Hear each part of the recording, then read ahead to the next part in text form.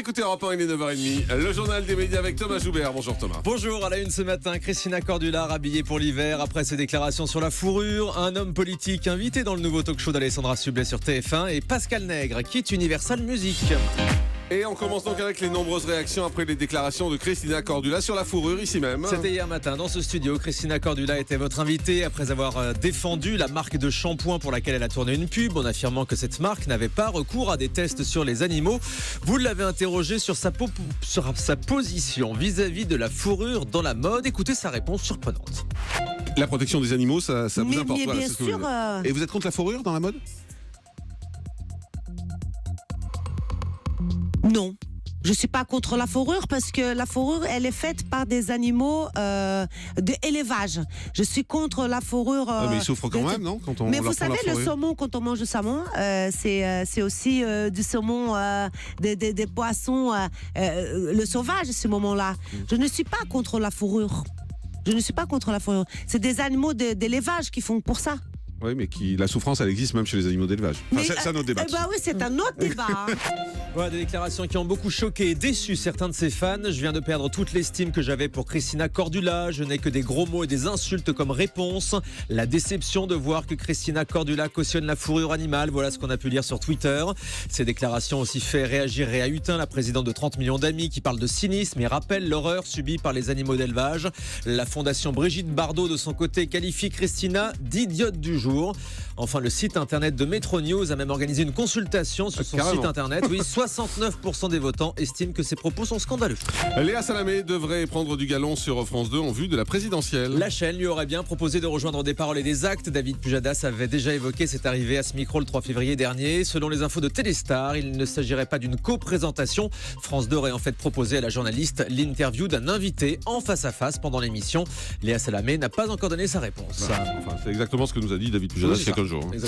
Jean-Luc Mélenchon va participer à la nouvelle émission d'Alessandra Sublet sur TF1. Oui, à un moment on parlait d'un remplacement. Non, mais il nous a dit que non, il nous a dit que c'était juste donc les infos de Téléstar, c'était David Pujadas il y a 15 jours. Quoi. Exactement. Allez, on enchaîne avec Jean-Luc Mélenchon qui va donc participer à cette nouvelle émission d'Alessandra Sublet sur TF1 avec des premiers numéros tournés cette semaine.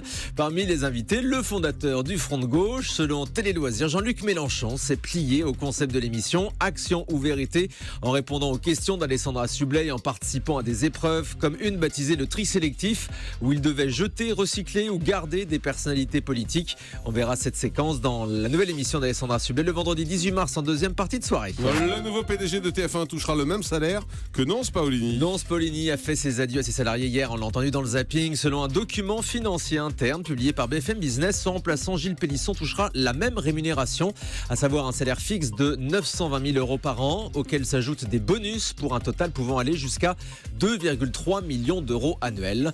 Le PDG sortant Nonce Paolini lui a touché une prime de départ de 2 millions d'euros. Côté programme, la priorité du nouveau PDG sera l'Access Prime Time avec de nouvelles émissions qui seront testées dès cet été. Et puis Midi en France s'installe au Salon de l'Agriculture. Et pour l'occasion, l'émission de France 3 sera en direct. On retrouvera Vincent Ferniaud et toute sa bande au Salon de l'Agriculture pendant 5 jours, du lundi 29 février au vendredi 4 mars.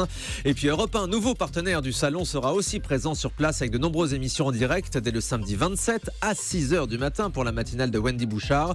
Et nous, Jean-Marc, on sera sur place le mercredi 2 mars pour le grand direct au Salon de l'Agriculture, donc entre 9h et midi. 3 heures de direct au Salon, on adore. Les syndicats de France 3 s'inquiètent de la disparition du cinéma de minuit. Selon le syndicat Force Ouvrière, la case du cinéma de minuit, l'une des plus anciennes émissions de France 3, serait menacée à la fin de la saison. Le syndicat déplore ces suppressions d'émissions sans réelle explication et parle d'une crise de jeunisme. Les salariés ont le sentiment que tout ce qui dure est forcément mauvais et que la direction agit de manière dogmatique. Pourtant, France 3, que nous avons joint, affirme qu'il n'y a aucun projet de changement concernant le cinéma de minuit. La direction assure que l'émission sera bien là la saison prochaine, dans la même case et avec le même animateur.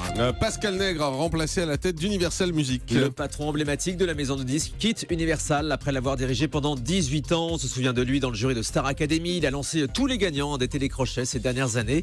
Son départ d'Universal serait lié à un désaccord avec Vincent Bolloré, le patron de Vivendi, la maison mère d'Universal. Pascal Nègre est remplacé par Olivier Nuss, qui était jusqu'à présent directeur général de Mercury, l'un des labels d'Universal. Libération arrête son supplément Next, mais projette de lancer un nouveau magazine. Next, le magazine des tendances publié par Libé, va cesser de paraître le 5 mars prochain. La direction envisage toutefois de lancer un magazine hebdomadaire pour le week-end, une offre complémentaire au quotidien qui sera d'abord lancée sur Internet, mais une version papier est également envisagée. On termine avec le chiffre du jour. 218 000, c'est le nombre d'abonnés perdus par Canal+ entre juillet et décembre dernier. Ça représente 3,6% du nombre total d'abonnés à Canal. Une baisse significative et continue depuis 2012. Alors, lors de la présentation de ses résultats financiers hier, la nouvelle direction de Canal a indiqué vouloir enrayer la chute et inverser la tendance. Merci beaucoup.